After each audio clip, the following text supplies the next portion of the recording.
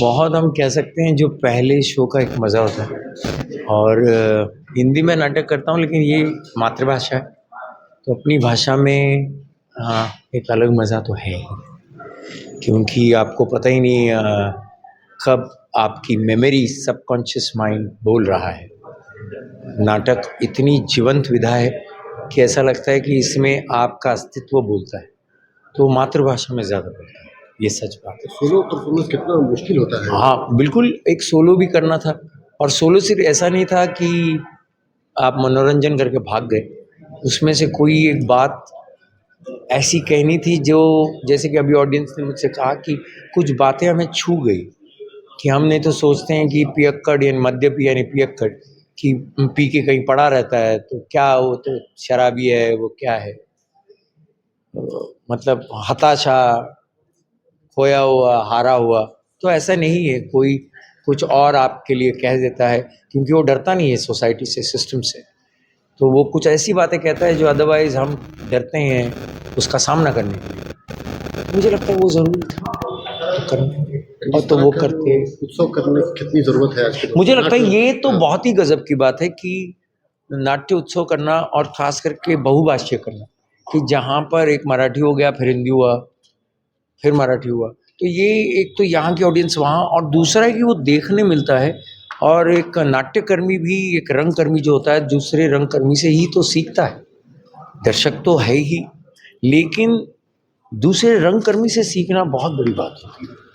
और खुश हूँ मैं कि यहाँ पर जो ऑर्गेनाइज़र है वो स्वयं रंगकर्मी, मतलब वो रंगमंच से जुड़े हुए लोग हैं।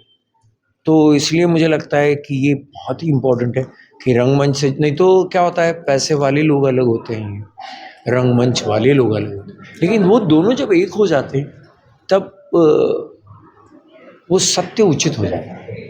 आप दोनों से जुड़े हुए हैं, रंगमंच से भी, बॉलीवुड से भी। जी जी क्या जी, कहना चाहोगे इस तरह की मुझे के बारे में? आज इतना मिटता जा रहा है कि बढ़ता जा रहा है आगे? देखिए, मुझे लगता है जब तक आप ये रंगमंच से जुड़े रहोगे आप कहीं भी अभिनय कर पाओगे, और ख़ास करके सिनेमा जो माध्यम, वो जब शॉट लेते उतना ही जीवित होता है, वो भी उतने शॉट के लिए, तो एक्टर का कंट्रोल उतना नहीं रहता। इस विधा में एक्टर का कंट्रोल है, सब कुछ एक्टर पे निर्भर करता है और दर्शकों पर। तो उन दोनों का जो रिश्ता है वो मुझे लगता है बतौर एक एक्टर इस विधा में हम ज़्यादा एंजॉय करते हैं, इसलिए इस विधा में आने का मन करता है।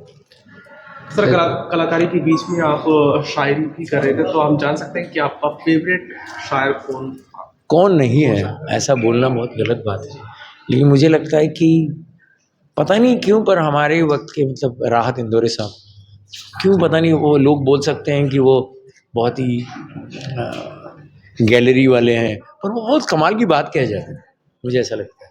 अफकोर्स जो है वो है ही, फैज़ साहब है जो है, वो तो है ही अपनी जगह, लेकिन मुझे लगता है कि राहत इंदौरी साहब का जैसा जज्बा है, और कवि तो कई सारे, मतलब हम बात क्या करें, कुंवर नारायण जी को मराठी में कुसुमाग्रज है, केशव सूत है, हम कहें उतने कम हैं, लेकिन और कविता होनी चाहिए। मुझे लगता है शायर और कवि वो बात कह जाते हैं जो किसी कहानी में आप लिख नहीं सकते, जो बात आप कह नहीं सकते, कि वो जैसे 3 पंक्तियां हैं मराठी में, गाता गाता जाईन जाता जाता गाईन गेल्यावरही गीत गगनात गीत बनूनी राहीन, ये बात आप किसी कहानी में कैसे कहोगे?